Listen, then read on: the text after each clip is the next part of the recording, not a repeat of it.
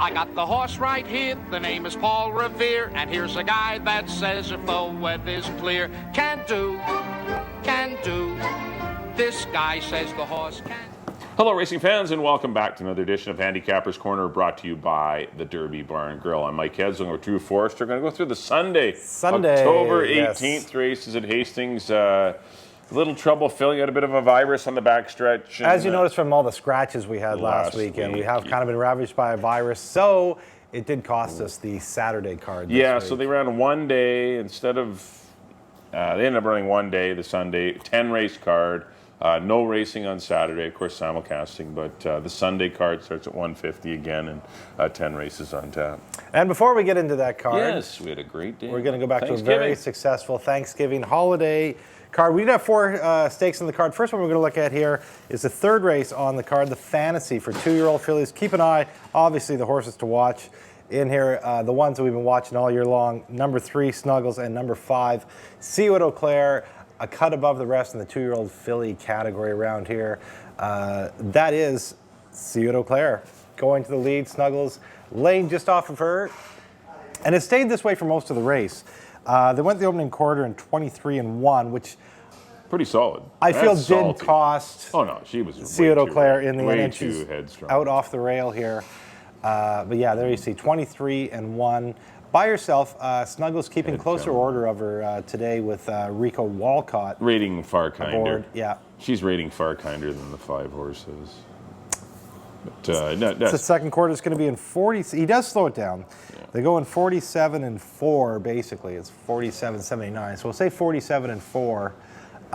Little breather, but yeah, I do think it was that opening quarter that cost her. Yeah. Snuggles and Rico Walcott never lets her get too far away from him. Where 2 lengths, that's comfortable. He's not. He's going to get after her here. He starts to pick at her here, but in her previous races, she was coming from 10 off it. Right. Today, she did lay much closer, and as we said, months ago, watching Snuggles run, this is going to be the filly to watch in the Fantasy, and sure enough, both of them are bred to run this far, but yeah, and it looked like Seawood O'Clair was holding her off because Rico is all out here and not really gaining. He's still a length behind, but the other filly just that opening quarter, Seawood O'Clair, it cost her going 23-1, and it's going to cost her in the last 16th. As she really does get weary. Snuggles wins by 2 or 3. I mean, draws away. Yeah. But she's really stopping Seawood O'Clair. But congratulations to the Swift Thoroughbreds. Kind of got a little vengeance there. Snuggles reverses the Sadie Diamond Futurity decision over Seawood O'Clair. But congratulations to Dean. Yeah, and those are the two. I mean, those are the two best fillies on the grounds. They look like it again, and with Snuggles beating her on Monday, it makes the 2-year-old filly category a little bit murkier. Yeah. Next race we're going to look at was the 5th on the card. It's the boys' turn. The Ascot graduation. Speaking of murky, this was a wide open event. Yes, it was. Hoping to, horses to keep an eye on here. The one, Christofferson. Who else is on the lead here? Christofferson went out Dashing there. Dawn's out there. But Christofferson came in from Edmonton, winning the bird catcher. And Crazy Prophet doesn't, he did go off the favorite. Crazy Prophet, the horse we want to keep an eye on, the 3. He's on the rail right now under Pedro Alvarado, laying 3rd. And he does, Pedro works out a very good trip for this horse. Jack Diamond saving ground. Yeah. Jack Diamond Futurity winners right in behind in 4th. That's Power Corrupt. Soul Cat's out 3 deep. Down on the inside is Rock Concert and gap of 2. We Found Gold. We Found Gold. Yeah. And then Groot's down on the inside. A tough trip for a couple of the back runners. There's some wide runs. They didn't run as fast early. 23-4, 48-1. The fillies went far. Seawood O'Clair was far faster. She'd have been in front of this group by 5. By 5 lengths, and that's what cost her in the end of the race. But Christofferson's traveling well, but Crazy Prophet, as you mentioned, get the nice box seat in behind Dashing Dawn. Here comes Soul Cat with an early run here. Rolls up here. I think he's going to win by 10. He just looks like he's doing it easy. He just cruised up nicely, but he did kind of ruin the chances of Rico Walcott and Christofferson, as he had to get his horse back in play at the 3/8 pole, hold his position, and while Pedro was just waiting in behind on Crazy Prophet at 20-1, which was a crazy profit. That was a crazy profit. Actually, Mike had that horse. You had a pick second, didn't you? Third. Yeah, I knew you had him in your picks. Christopherson and Power Corrupt top 2. That's right, yeah. But here gets off the rail, and it's these two to the wire. They draw away. It looks like Christopherson ran really well. This horse ran a good big race. Well, mind you, 114. That's a pretty soft 3/4. But Crazy Prophet went on by. Does prevail in the end for the Shamrock Thoroughbreds. Trainer Jim Brown, and of course, Dave Bennington. That was cool to see Dave Bennington. He's been in the business long-time supporter. Primarily playing with claiming horses, and but nice he's got a stakes horse now. Yeah, that's cool. Do we call that the early favorite for the BC Derby? I guess the way they do in the Breeders' Cup Juvenile. Next race, we'll take a look at the 6th, the Ballerina for older fillies and mares. Obviously, the horse to keep an eye on here is the 8 Touching Promise. She won this race last year in the slop. When it came up as a sloppy track, you had to think she was going to be tough again, and she was. Who's on the lead here? She's on the lead. She's got Lady Rosberg up there with her. Rather Beautiful's goes off of Touching Promise. Off of Amber Moon now. But Lady Rosberg and Touching Promise are on the lead. Rather Beautiful's just in behind with Amber Moon. Gap of 2 after that. But these 4 pretty much, the fractions were very comfortable. 23-1 going a mile and an eighth is not particularly fast. And they really slow it up to 47-3, I think. So it's very comfortable fractions. Touching Promise does kind of get the lead. And she's always seemed to be a little bit better horse, but she could sit off of another horse. But she's just too much horse today. And she's doing it comfortably. Amadeo's got her nice and relaxed, and she's just... Lady Rosberg perhaps not handling it. Yeah, and she's just clipping along. We should mention, too, long-time, very successful, all-time leading rider at Emerald Downs, Galen Mitchell. This was his last race aboard number 6, Lady Rosberg. He wrote a few winners for Barb in Phoenix last year. I know he's been campaigning between Seattle and Phoenix, but what an awesome rider, Galen Mitchell. And, great career for him, and it does come to an end in this race. Unfortunately, not in the winner's circle, as Touching Promise starts to she's just drawing away under get wraps. away from these fillies. She's not. Amadeo's got tight lines on her. Yeah. He's not even. Dear Lily, actually, for a sprinting filly, makes a nice run here on the outside, going a mile and 8. Yes, she did. I thought she was going to run a big one. Yeah, she is. She just keeps trying. She's super tough. Below. Goes after the winner here, and that probably costs her, a placing in the top Lockett got 3. off the rail. She's like in 5th or 6th right now, going to split horses, but. Amadeo had tons. He just shook the lines of this filly, and she drew away quickly. She ran by 5 or 6. I don't know what the official winning margin was, but it was lots. 4.5, but it looks like more than that. It looks like more than that. It was a super impressive performance. Second straight year that the homebred of Mr. and Mrs. R.J. Bennett wins the Ballerina, our biggest stake. 4 fillies and mares, a grade 3. Congratulations, of course, to Barbara Heads, Amadeo Perez, and the Bennetts, as I mentioned. Last one we'll look at. Boys' turn, the Premiers. Going a mile and 3/8. Horse to keep an eye on here, of course, the 6, Killing Me Smalls. And the 1, Square Dancer. And Square Dancer, the people's horse. But they both broke well. Wow, Square Dancer left the gate I know, Square Dancer for a horse that's been coming from dead last. Left there running.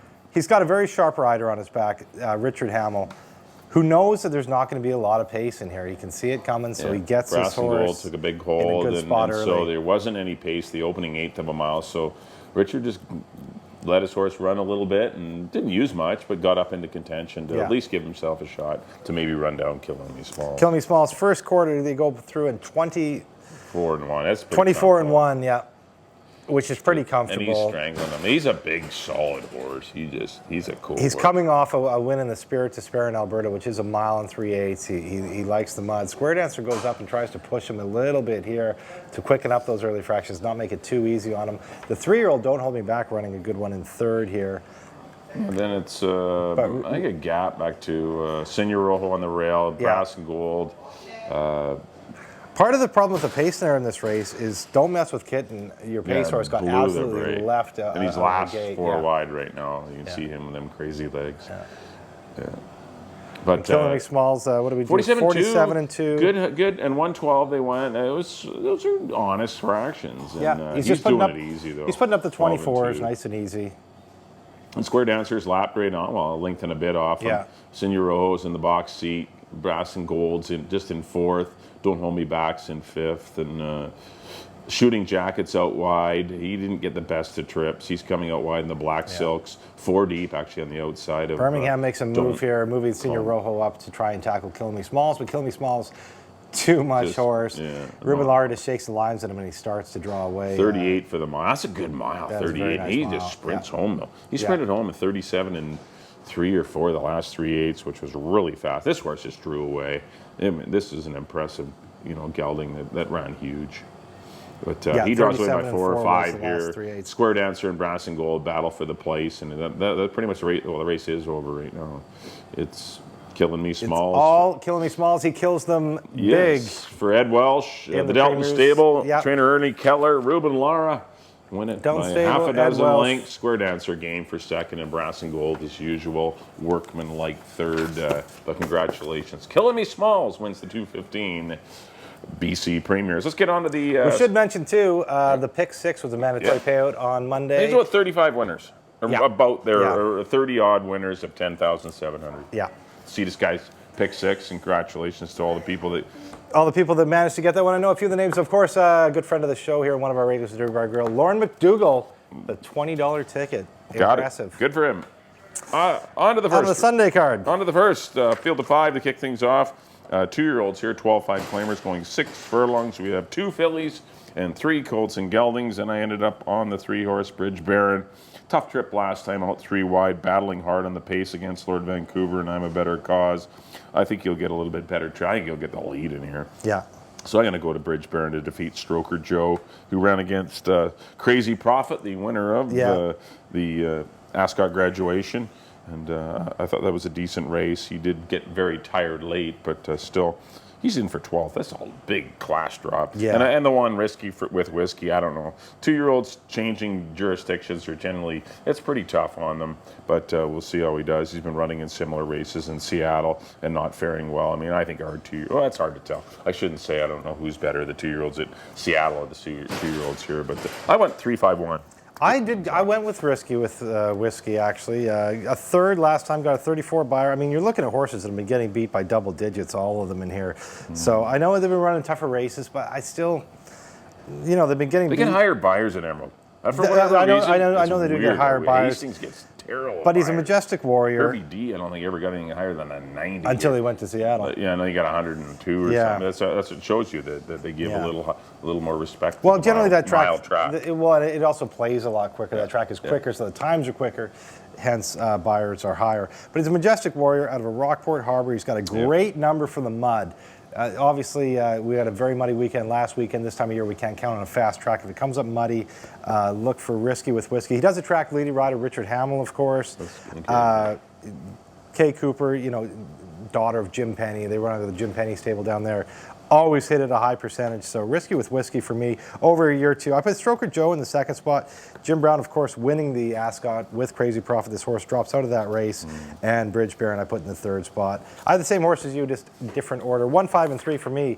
Nice to see those owners come back up. Zach and Beth Correa, too. Yeah. They were up last weekend. They had Madame Pele. But they're great. They're really good sport. people. Anytime they always come up on holidays and everything. They're real good horse racing fans. Zach and Beth Correa. I always wish them lots of luck. Absolutely. I'll always have a good time at the races with them. Quite well. Second race, Fillies and Mares, 4,000 non-2. I went to the likely favorite in here, a cute little vixen. Just got beat by Shayla's Rose, who was well meant last time. Shayla's Rose was a tough horse. Cute little vixen ran a good second. Just getting beat by 3/4 of a length, running her down but couldn't get to her. This race, there's no big droppers in here. There's nobody else that joins the mix. They're basically all coming out of the same race. Cute little vixen has to be the tough horse in here. The only newcomer is the other Barb head source, Rio Hanna. She's new to this category because she just broke her maiden. I still think Cute Little Vixen's better than her, even though she broke her maiden going long in relatively easy fashion. I put her in the second spot, and Biscuit looks better than Yakula or Bayes Gal for me. I put her in the third spot. I went 3, 4, and 5, 3, 5, 4 in not a very tricky race. No, I agree. I don't have a lot to add. I went the same numbers, 3, 5, 4. Cute Little Vixen, and it looks like Barb's got she's got 2 fillies that are, perfectly suited to this race. The race didn't come up super tough, so I think they are the horses to beat. I went 3, 5. I agree. 3, 5, 4 in the Sunday second. On to the third race, maiden allowance for 2-year-olds here, going 6 furlongs. And the 2-horse, Good As They Get, was a very good game runner-up to Crazy Prophet, who won the Ascot graduation. Got to follow him back. That's an obvious selection. I put the 1 Santa War in for second.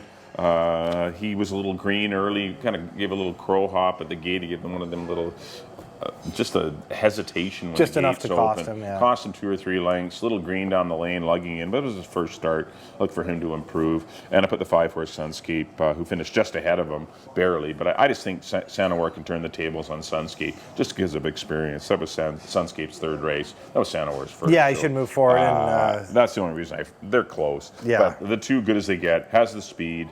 Looks like he's going to get a pretty comfortable lead. Figures to be tough. I don't know if you get a 48 again, but still, it looks pretty good. I went 2, 1, and 5. Yeah, but even still, the horse, Good As They Get was almost 4 in front of Sunscape, and he gets beat a length by Crazy Prophet, comes back to win the fantasies, the Ascot. Those are the horses. Beat by a tough horse. I got the same horse. I went Good As They Get over Sunscape. I put Santa War in the 3rd spot. As you mentioned, Good As They Get looks like the horse to beat, and between Santa War and Sunscape for the 2nd spot. I went 2, 5, and 1. In the 3rd, on to the 4th, Fillies and Mares, 16,000, non-3, going 6.5 furlongs. I went to the 4-horse here. I'm a Kitten's Joy. Pedro Alvarado re-rides, beat by 3 lengths last time, finishing a couple ahead of Xenia. Just looks to me like the only speed in the race. I don't really know who's going to go with her. It looks like, maybe Race the Wind. Anastasia Lass is not going. Peaceful Nation, maybe. She might go under Jeff Burnham. Xenia's not going to go. I just think I'm a Kitten's Joy is going to be on the lead by herself. She's, she just ran second in this race. That's the way it's probably going to set up. She's going to be the horse they have to run down. So I put her on top of Xenia and Anastasia Lass, who's been running against the boys. She ran against older boys in a 16 non-2, non-3, and then, last time ran against the 3-year-olds straight, 3-year-olds for 16,000. Running against much tougher horses. She at least gets in against her own sex, even though it's not going long, which is what she wants to do. She wants to road. Yeah. I could see her passing Race to Winter, Peaceful Nation late. So I went 4, 3, and 5. Yeah, I'm going to try Xenia maybe to defeat I'm a Kitten's Joy. I'm a Kitten's Joy had the easiest of leads last time. No pressure at all till the head of the lane. SL Express ran her down.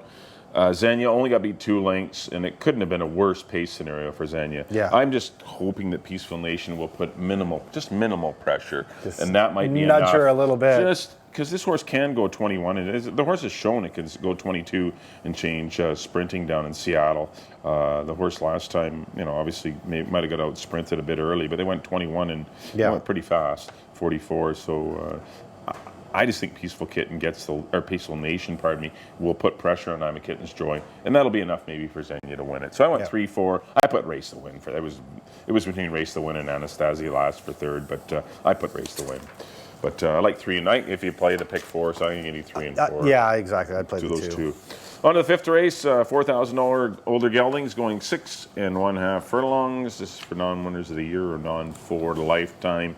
I landed on the 8-horse DJ Snow. It looks like there's going to be a boatload of speed in here. Swiss Arrogance going to go. McQuinnis fast. Look at me, the other Millborn. Bluegrass Angus showed speed last time. Bluegrass Angus better not be in here. He would win. Bluegrass Man, sorry. But, honest mistake with Frankie Barry's Bluegrass so many horses. Bluegrass horses. I agree. There's a lot of Bluegrass horses. Ambidextrous Duke shows speed too. I just Carson think City Brown, DJ Snow on the class drop. This horse made a couple of early runs, going longer distances, hung. But I just think 6.5 is a better trip for DJ Snow. I'll go to him to win it. Yeah. But the 4-horse Carson City Brown and the 5 Matty the Bull, those are the 2 horses I like behind him. I think all 3. I think you need all 3 of them. I don't trust DJ Snow to win, but I think he is the best horse in the race if the pace scenario sits, like it should, like it looks like it will. If it develops the way I think it will, then I like DJ Snow. So I went 8, 4, and 5, but tough race. There's a lot of chances. I agree. I went with DJ Snow on top. He went down to the 4 non-2 level. He won, came back, and he was running good in those allowance races. Most recently ran against 8 against at the Ritz, who's on a roll. Street Map. That was going long too. 2 of his 3 wins are at sprinting, so I think he's a good closing sprinter. I got him on top. I put Matty the Bull, another one that's got a nice late kick into a race that looks like it's got a lot of speed. He ran down Carson City Brown a couple races ago. When Carson Brown had everything his own way. Now I think he gets pushed. So I put Matty the Bull in the 2nd spot, and I put Promise Glory. Finally ran a big one the other day. My old friend Promise Glory ran a big one the other day, just getting beat a nose by Lord Galovic. It was a head bob at the wire. He's back in a week. He's won before sprinting. He's done well in the fall before. If it comes up muddy again, you know, he likes an off track, so I put Promise Glory in the third spot for Blaine, the Hammer Racing. 8, 5, and 3 for me in the fifth. On to the sixth, 3 holes and up 62.50. I went to the 5 here, Teddy the Bear.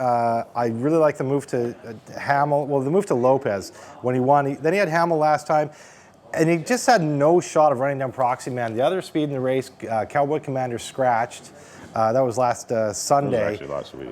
So Proxy Man just had it all to himself, and Teddy the Bear just, he really had no shot of running down. Proxy Man's a very nice horse, don't get me wrong, but especially when he has no company up front. Now, he's versatile, so he can lay close, he can come from off it. I put Teddy the Bear on top of the 8 Fleming's Beach. He was on a 2-race win streak, dropped down to the 4,000 non-winners of the year category. He's in top form. Made no mistake. And then he went long, which we're wondering, you know, if he wanted to go long. Beat After Court and Timber Topper by 3. Made no mistake that day in a wide open 4. Definitely fits in here for 62.50. I went back to him in the second spot. In the third spot, I went with Peyton's Best. Harold Barraby's horse in here. Good second behind Teddy the Bear last time. A late closing second. Definitely he has the class to win this race too. He's been running for much higher throughout his life. Dropped into the bottom level, racked up a couple wins, and then he went into those tough long races with Franzer's Finest and Bluegrass Pride. Good to see him back just in a nice 62.50 sprinting, again, after just getting beat ahead by Teddy the Bear. I went 5, 8, and 7. Yeah, I did like Peyton's Best last time, and he scooted up, and I thought he would get a good trip, and he did. Jeff gave him a perfect ride. Almost at 10 to 1. It just the 7 holes now makes things a little more difficult for him, because he does need a perfect trip to beat these kind of horses. I went to the 2-horse Brother Chunky. I'm going to try Jim him Brown off did the very claim. well It's a when he had this reclaim. horse, Jim buys him back for owner Reno Comizetto. Won comfortably, against easier 2 starts back, but he wasn't done any favors last time with the pace scenario, and I just think he's better than that last race showed. So I'm going to try him to win it. Fleming's Beach is live in here. He's a horse that's all horses that are good in the fall. You want to stick with him, and he's had back-to-back wins, and I wouldn't be surprised to see him win again. I didn't want to leave out the 4-horse, Similkameen Luke. He's a pace horse. I know Principe's Herbie's going to go. I just think Similkameen Luke may ruin Teddy the Bear's chances of winning because he has a little bit more speed than Teddy the Bear, but I put him in for third. I think he's got a shot as well. I went 2, 8, and 4 in the sixth. On to the 7th race, got some $4,000 non-winners of 3 Colts and Geldings here going a mile and 16. I landed on the 6th horse, Always a Sunrise. Didn't have much activity in a 5-week span last time. Had a 1 work on September the 7th, which was 4 weeks prior to the race. So I just didn't think the horse was brought into the race, for his A effort. Yeah. And obviously there's a reason why Charlie Miller couldn't do a little bit more with him in the interim, but he's got a good race under. He ran a big race by This Is the Moment last time. That was a good time. I like him to win it on the quick turn, better spacing in between races. Put the 3 Street Map in for second and the 4 on the Sunny Side in for third. I think those 2 are live in here. Street Map should get a good pace to run at in here. There should be a little bit of pace, but we'll see how that plays out. But I like Always a Sunrise. I went 6, 3, and 4. I think there is enough pace in here, and for me it's Street Map. The lowest he's ever ran for 8,000 last time. Just got beat by head by At the Ritz, who's a horse that's won 4 races this year, a streaking horse. I just think Street Map with the drop down to the $4,000 level. He'll be closer to the pace. They're going long. He's my horse. I put Always a Sunrise in the second spot. Richard Hamill takes over riding duty on him, and Mr. Rosberg I put in the third spot for Kelly Rycroft. Another one dropping out of an $8,000 race behind Overtime's Milkameen Luke. Gets into a little bit easier company in the 4,000 non-3 category. 3, 6, and 1 for me in the 7th. On to the 8th. Phillies and Mares non-3. Phillies and Mares non-3. This is a 6.5 furlong race. Please correct your forms. If it's probably corrected by the time you see it. We have it a mile and a 16th on our proof. I 6.5 because the race was taking both distances. It'll be corrected by then. I know why. See, I did the same thing. I was going to take Shayla's Rose because Four Feathers and Catch and Fire. Gotta go. Gotta go. They both have to go. So then I started thinking too much, and I just went with the horse that's hot right now. I went with Catch and Fire over Four Feathers. maybe, you know, whenever, a lot of times when you're expecting a real heavy heated pace tool, it doesn't necessarily. Well, Lopez and Hamill, they have the same agent. I mean, you're not going to do any favors for each other, but still, you're not going to kill each other off. They have to know what's going to happen if they do. Right. And those, I just think, are the two best fillies in the race. So I took Catch and Fire over Four Feathers because she's got the outside post. She's going to put pressure on from the outside. I think Richard will try and get her to rate a little bit just off of Four Feathers. And with Catch and Fire on top of Four Feathers, Shayla's Rose in the third spot, but if they hook up, Shayla's Rose is going to win. Those are the three best horses for me in the race. Get them in anywhere you want. Take all three in your late pick 4. 8, 4, and 1. Yeah, I agree. But I went to Shayla's Rose. I'm going to try Shayla's Rose on top. I had her going first. To be with the Kula kid in here. There's going to be someone that. I did that at first, and then I just and these fillies, all they need is just one silly eighth of a mile. They don't need a silly quarter. They just need an eighth of a mile where they get bothered. And that really opens up the race for a back runner. They get wobbly in the stretch. And Shayla's Rose is sharp. She's on her game. Teddy's got her firing on all cylinders. And she's beaten two pretty good horses. She beat cute little Vixen last time. And she can sprint. And I don't mind her chances coming from off the pace. Savici's getting along good with her. I went 1, 8. She likes the mud too. She won on the mud 2 starts back if it comes up. Might be fast. It's probably fast today, but it probably be fast today, but it's not. We're a ways out. We're a ways out. Ninth race, $16,000 fillies and mares. Going a mile on the 16th. I think we've got a standout here in the one-horse Fire Beauty. Good runner-up effort to Sabrina. Bad luck to run into that horse for 2 bits, but well, not bad luck, but just no other races going. Definitely didn't want to run into Sabrina, who is a very, very nice sprinter for the Swift Thoroughbreds. And before that, she gets beat by Dear Lily. So you know, she's had no fun in the last 2 starts. She's going to have some fun today against Miss Heatheridge, Catalia, SL Express, Imadiba 2, and Closing Intentions. She's going to have some fun. I think she's like 9 lengths the best. I hope she just wins. But Closing Intentions ran well last time on the stretch out in the final leg of the starter series, and I think she's live in the 6th SL Express. I put her in for third. I went 1, 2, 6. Yeah, I got same horses.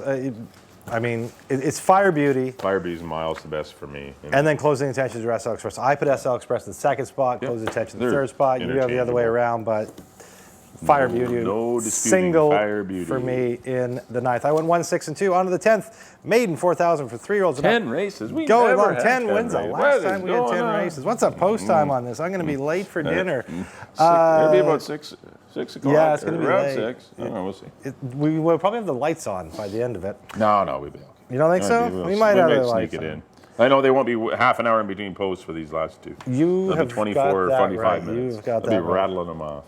I went to the 6 here, A Certain Reality. I thought a very good race last time. Only got beat in neck by 2 penny. Had a lot of trouble in the lane. Got shut off. Switches from Alex Marti. Bless him, Alex Marti is a hard riding rider, but he goes to leading rider, Richard Hamill. That's an upgrade for me. I think that could put A Certain Reality over the hump. A horse that is improving in every start. I put 2 penny in the 2nd spot, the horse he was battling with last time. I look for A Certain Reality to turn the tables on 2 penny. Peyton's Command is my other one, has to be respected in here. Good 4th last time. He's an 8-time maiden. Almost got the job done when he was running for 4. Got beat a neck and a half length. Then he went up to fill a race for his stablemate It's in Command. Which he did valiantly. It's in Command won the race. He did. And then a 4th for 12.5, drops back into 4. Jeff Birmingham, as we mentioned, having a great end of the meet here. He has to be respected. I went 4, 5, and 6. 6, 5, and 4. I would use them all in my late pick 4. Well, I went 4, 5, and 6. I agree. They're all interchangeable. I agree. Peyton's Command. I know the horse looks good dropping in. A couple of good efforts against better, but when you look, this horse did run for 4,000 and lose. So he's got a heart of gold, an Irish victor. These are not great horses. He wasn't going to be by anything times. spectacular. So be careful with Peyton's Command, but I did take him to win it. 2 penny, I thought ran well behind One Big Promise going long. He's this is a mile on the 16th, so and the 6th A Certain Reality. Had some troubles. Actually checked. It's kind of funny to see the horse checked at the 8th pole, and he was the one that got disqualified. Which is, you don't see that every day. It was the All Anderson inquiry. It was Taylor Anderson, your wife Barb Heads, and Robbie Anderson's horse. They were all colliding at the head of the lane there. Yeah, and A Certain Reality did take the worst of it, I thought, and he got his number taken down. And he came out and nailed he got who Taylor's was it? horse. I think it was Money's All Gone. That's right. He came out and nailed Money's All Gone. Anyway, But I think it's 4, 5, 6. The Philly Ruffy Rose in against the boys perhaps might be worth a look. Ran a finally finished the putting race. it together. Yeah, finished the race in a row, and cool. And her last effort was much better than a race before that. But a very difficult finale, but I did go 4, 5, and 6. That'll do it for our analysis of the Sunday, October 18th, 10-race program. Next up on screen will be a recap. Look at all those bingo balls up there. That's a full screen. Take a back deep in breath. race number 1, I went 3, 5, 1. Race number 2, I went to the 3, 5, and 4. I went 3, 5 exactors in the first couple. Race number 3, I went to the 2, Good As They Get, over the 1, Sanawar, 2, 5, and 1. Race number 4, I went to the 3, Xenia, over the 4, I'm a Kitten's Joy. I like those 2, 3, and 4, and then I put the 1 race to win in for third. Fifth race, I went to the 8, DJ Snow, 8, 4, and 5. Race number 6, the 2, Brother Chunky, over the 8, Fleming's Beach, and the 4, Simil Kameen Luke. Race number 7, the start of the late pick 4. Went to the 6, Always a Sunrise, over the 3, Street Map, and the 4 on the sunny side. 8th race, number 1, Shayla's Rose, the sharp Shayla's Rose for Teddy Hurt. Went 1, 8, and 4. Race number 9, the 1, Fire Beauty, probably my best bet of the day. I went 1, 2, and 6. And in the 10th and final, I went to the 4, Peyton's Command. In a tough affair, I went 4, 5, and 6. And Drew's selections. On to my picks. In the first, I went with the 1, Risky with the Whiskey, over the 5 and the 3. In the second, I went to the 3, Cute Little Vixen, over the 5 and the 4. Third race, number 2, Good As They Get, over the 5 and the 1. In the fourth, number 4, I'm a Kitten's Joy, over the 3 and the 5. In the fifth, I'm with Mike on number 8, DJ Snow, over the 5 and the 3. In the sixth, number 5, Teddy the Bear, over the 8 and the 7. In the seventh, number 3, Street Map, over the 6 and the 1. In the eighth, number 8, Catching Fire, over the 4 and the 1. In the ninth, I agree with Mike, best bet of the day here, number 1, Fire Beauty, over the 6 and the 2. And in the nightcap, the 10th, I went to the 6, A Certain Reality, over the 5 and the 4. Well, that'll do it for this edition of Handicappers Corner, brought to you by the Derby Bar and Grill. Don't forget, racing resumes next Saturday and Sunday. We will be racing 2 days.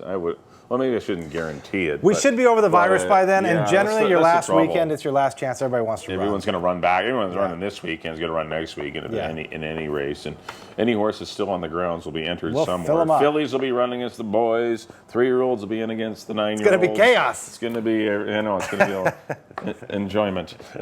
But yes, racing resumes Saturday and Sunday, October 24th and 25th on the final. That'll be closing weekend as we do then lead into Breeders' Cup weekend, which is the following weekend, October 31st and November the 1st. So 536-2978. You can phone to put in your reservations for the Derby Bar and Grill on Breeders' Cup Day. Limited space available. We are filling up the Friday. We're okay on the Friday, but the Saturday, the big day, Halloween actually, October 31st, we're starting to fill up. Right. So get phoning in. 536-2978. On behalf of Drew, thanks everyone for tuning in to Handicappers Corner. We'll see you for the closing weekend here at the Derby Bar and Grill.